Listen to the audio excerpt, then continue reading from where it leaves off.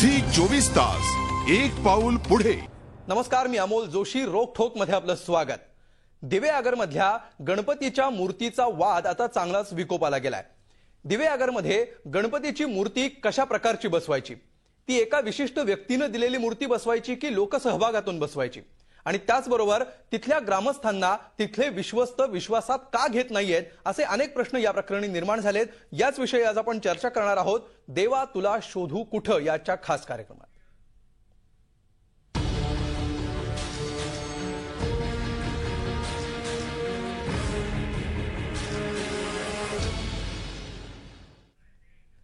या संपूर्ण विषयावर आज आपण चर्चा करणार आहोत। थेट दिवेआगर मधल्या ग्रामस्थांशी आपण बोलणार आहोत। मात्र सुरुवातीला आपण बघूया आज दिवसभर काय प्रकार घडलेला होता याबाबतचा एक खास रिपोर्ट।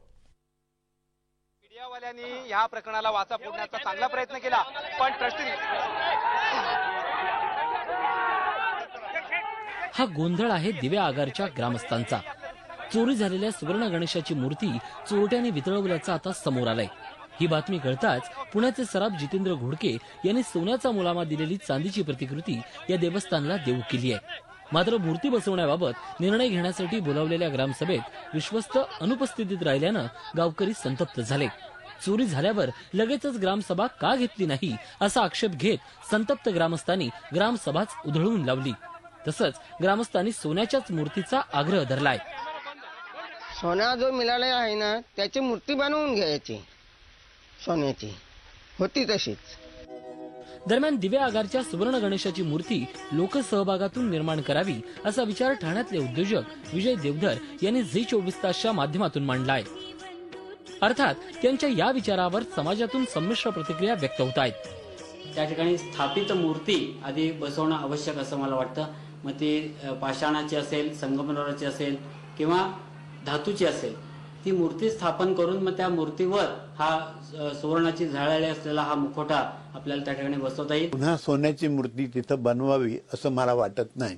एक तर सध्या ती तिथं कोणीतरी भाविकांनी पुण्याच्या देऊ केली आहे मूर्ती, ती चांदीची मूर्ती आहे आणि तिच्यावर सोन्याचा मुलामा दिलेला आहे। अशी मूर्ती चालेल, अशी घ्यायला काही हरकत नाही। मला असं वाटतंय राजावर, या प्रांताचा जो राजा आहे त्याच्यावर जास्तीत जास्त प्रेशर आणून मूळ जो मुखवटा आहे तो मिळवणं हे अत्यंत गरजेचं आहे।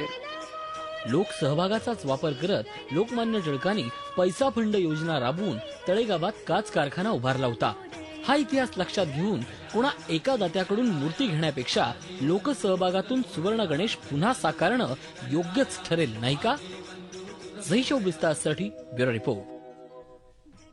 आणि या संपूर्ण विषयावर चर्चा करण्यासाठी आज आपण थेट दिवेआगरला जाणार आहोत। दिवेआगरमध्ये आहेत आमचे प्रतिनिधी अमित जोशी, आणि अमित सोबत दिवेआगर मधले काही ग्रामस्थ आणि सामाजिक कार्यकर्ते आहेत।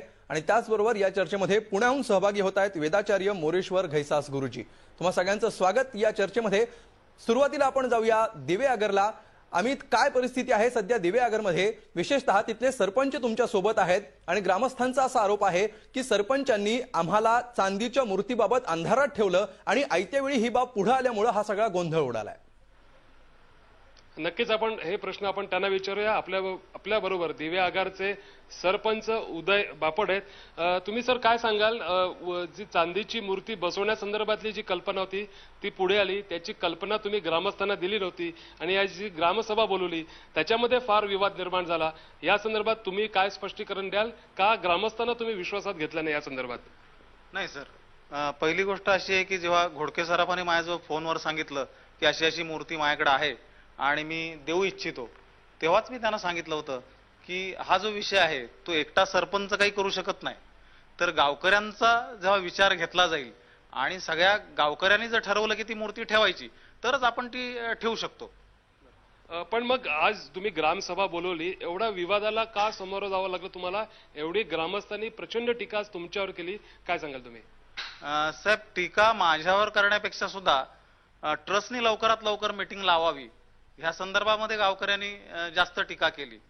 कारण काय, ह्या संदर्भामध्ये अजूनही चोरी झाल्यानंतर कोणतीही मीटिंग गावामध्ये घेतली गेली नव्हती, परंतु कुठेतरी मीटिंग व्हावी गावकऱ्यांची ह्या हेतूनच आज मी मीटिंग लावली होती।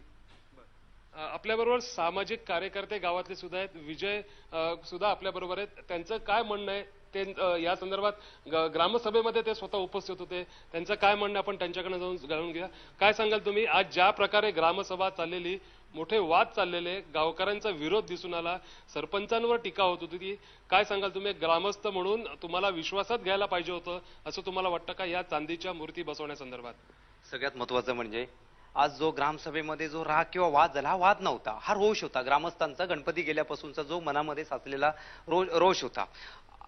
कालच माननीय गृहमंत्र्यांनी काल जाहीर केलं होतं की गणपती वितळवल्याचं हे झालेलं आहे. त्यानंतर सरपंचांनी किंवा ट्रस्टीनी गावाला विश्वासात घ्यायला पाहिजे होतं. गावाने ही मूर्ती, गावातून अशी चर्चा येत होती, जर गणपतीचं काही चुकीचं काही केलं असेल तर गाव पुढे येऊन स्वतःच्या खर्चाने ही जशी मूर्ती होती तशीच बनवण्याचा नक्की ग्रामस्थ प्रयत्न करतील. त्यामुळे जर दुसरा कोणी देत असेल त्यापेक्षा आपण बनवायला पाहिजे ही ग्रामस्थांची कल्पना होती. आणि त्याच्यातून आज मीडियाद्वारे ज्या बातम्या येत होत्या की मूर्ती घेऊन निघालेले आहेत पुण्यावरून वगैरे असं, त्यामुळे ग्रामस्थांना पूर्णपणे अंधारात ठेवण्याचा निर्णय घेतला होता. त्यामुळे हे जे काही रोष आहे तो समोर आलेला होता. आपण बघितलं की ज्या प्रकारे ग्रामस्थ भावना व्यक्त करत आहेत, आपण आणखी एक प्रश्न उदय बापट यांना विचारूया. ज्या प्रकारे टीका आज होत होती, तुम्ही ग्रामसभा ही एवढ्या उशिरा बोलवली असं तुम्हाला वाटतं का? 1 महिना झाला, 1 महिन्यामध्ये गावाची भूमिका तुम्ही का स्पष्ट करू शकला नाहीत? ग्रामसभा ही एवढ्या उशिरा का घेतली? साहेब, पहिला मुद्दा असा आहे की सरपंच या नात्याने ग्रामसभा हा टोटल वेगळा विषय आहे. आणि हे जे देऊळ आहे हे गावाने, गावकीने आमच्या ट्रस्टी नेमून दिलेले आहेत. तर ही ट्रस्टीनी सभा घ्यायची. ग्रामसभेचा ह्या गोष्टीशी तसा काही हे नाही, कारण का ग्रामसभा ह्या सरकारने नेमून दिलेल्या आहेत, त्यानुसार त्या घ्याव्या लागतात. परंतु आजची सुद्धा ग्रामसभा मी का घेतली तर त्याचं कारण एवढंच आहे की घोडके सराफ काय माझे नातेवाईक नाहीत कोणी, त्यांनी मला फोननी कळवलं आणि त्यांना मी तेच उत्तर दिलं की दिव्यागरचा सरपंच एकटा काही करू शकत नाही, जे करायचं असेल ते गाव ठरविल. गावाने स्वीकारली, काही म्हणणं नाही, गावाने नाकारली तर ती नाकारली जाईल. पण ज्या अर्थी दिवे आगारचं नाव या गणपतीमुळे संपूर्ण महाराष्ट्रात किंवा भारतात आहे, त्या दिवे आगारच्या गावकऱ्यांना काय एवढ्या उशिरा, किंवा एक सरपंच म्हणून तुम्हाला काय एवढ्या उशिरा हे पाऊल उचला असं वाटलं? 1 महिना लोटला, चोरी झाली आहे, अनेक घटना घडल्यात, दरोडेखोरांना आता पकडण्यात यश आले, मूर्तीचे अवशेष मिळालेत, पण तुम्ही 1 महिन्यानंतर एवढा जाब उशिरा ट्रस्टीना का विचारतात? हे लवकरच कार्य एक गावकरी म्हणून, एक ग्रामस्थ म्हणून तुम्ही आधी का नाही केलं? एक सरपंच म्हणून का नाही केलं? एक गोष्ट, आज जी गावकी आपण लावली होती ती ह्या 2 प्रश्नांसाठीच लावली होती की घोडके सराफांनी देऊ केलेली मूर्ती आपण घ्यायची का नाही घ्यायची. कारण का त्यांनी जे आपल्याला विचारलं होतं की मी देतोय, तुम्ही घेता किंवा नाही, तर आपल्याला ते ग्रामसभेतनंच समजलं असतं की ही मूर्ती आपण घेतोय का नाही घेत. ते जेव्हा गावाचे विचार समोर स्पष्ट येतील तेव्हाच आपण एखाद्या माणसाला उत्तर देऊ शकतो. म्हणून मी आजची ही गावकी लावलेली होती. आपण बघितलं गावाचे सरपंच तसेच गावाचे जे ग्रामस्थ आहेत कशा प्रकारे स्पष्टीकरण देण्याचा प्रयत्न करतात किंवा आपली भूमिका स्पष्ट करण्याचा प्रयत्न करतायत की आजच्या ग्रामसभेचं काय महत्व होतं आणि आज ग्रामस्थांनी झी 24 तास एक पाऊल पुढे.